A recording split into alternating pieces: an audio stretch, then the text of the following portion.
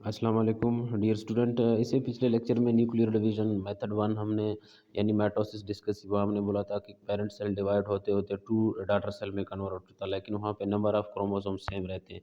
तो आज का लेक्चर जो हमारा न्यूक्लियर डिवीजन का टू मेथड है यानी मियोसिस के बारे में, मियोसिस में क्या प्रोसेस होता है।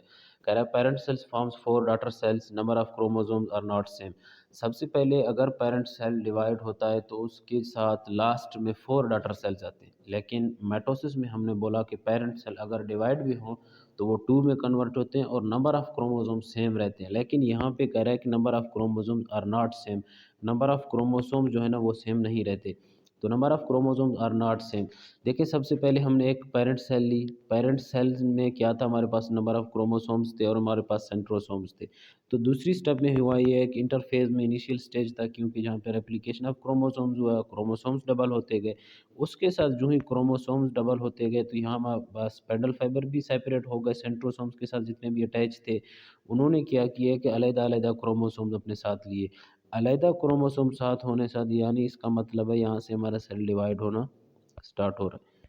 तो जो ही सेल डिवाइड होके यहाँ पे हमारे पास टू सेल्स में कन्वर्ट होता है, यानी कैरियोकाइनेसिस भी स्टार्ट होता है कि हमारे पास एक न्यूक्लियस उसड़ जाता है, एक न्यूक्लियस उसड़ वो हाफ क्रोमोसोम दूसरे सेल में जा जाते हैं, हाफ दूसरे में जाते हैं। तो एक हमारे पास आ, ये सेल आ गया है, यानी हमारे पास सेपरेट हो गए।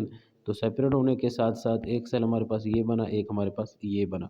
अब होता क्या है कि हमारे पास मज़ीद ये सेल दोबारा इस यहाँ तक के वाले प्रोसेस को हम कहते हैं कि माइटोसिस वन डिवीज़न या माइटोटिक वन डिवीज़न हम कहते हैं। यानी यहाँ पे भी हमारे पास होता क्या है कि यहाँ पे हमारे पास नंबर ऑफ़ क्रोमोसोम सारे सेपरेट हो गए, सेल डिवाइड हो गया। तो नंबर ऑफ़ क्रोमोसोम्स यहाँ पे यानी mitotic division is called reduction division because in this process the number of chromosomes in each daughter cell becomes half as compared with parent cell. यानी number of chromosomes half half चले गए। जैसे हमारे पास parent cell में थे, दो उस side पे गए, दो एक पेयर उस साइड पे गए, एक पेयर उस साइड पे गए।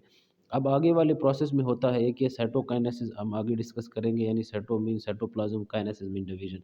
उसी तरह दोबारा सेल सेपरेट होना स्टार्ट हो गया। यहाँ तक हमारे मियोसिस वन डिवीजन था, अब माइटोटिक या मियोसिस से हमारे पास मियोसिस टू प्रोसेस स्टार्ट होगा। तो इसका मतलब है यहाँ पे दोबारा सेल हमारे पास डिवाइड होना स्टार्ट हो गया, एक और दो। दोबारा स्पेंडल्स फाइबर सेपरेट हो गए, दोबारा क्रोमोसोम सेपरेट होते होते फिर फोर डॉटर सेल में कन्वर्ट हो गए।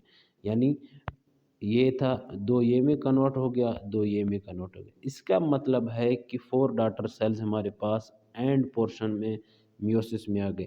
उसके बाद वहाँ पे number of chromosomes are same in each cells, ना same number of chromosomes of each cell.